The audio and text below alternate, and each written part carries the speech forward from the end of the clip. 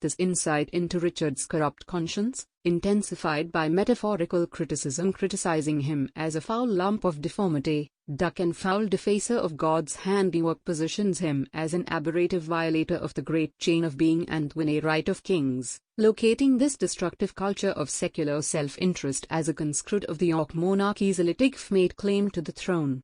The consequences of this are foregrounded in Margaret's antithetical parallelism, declaring as it was one with blood, lost it be so, and find voice in Hastings' parallelism lamenting bloody Richard.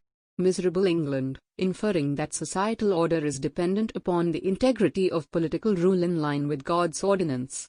Relieved of the absolutism of Shakespeare's context, Pacino LFR embraces a postmodern framework as it cuts adrift cultural artifacts to communicate Richard III in a manner that reflects contemporary thought and feeling.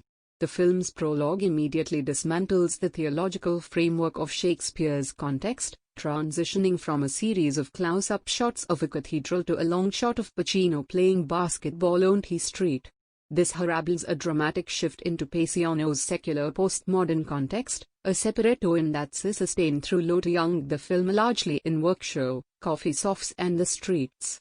In relying upon modern cultural mise-en-scene, Pacino ties the film at the social fabric of liberal democratic America in his attempt to demythologize the theological sentiment of Sahik Parap play. Drawing power.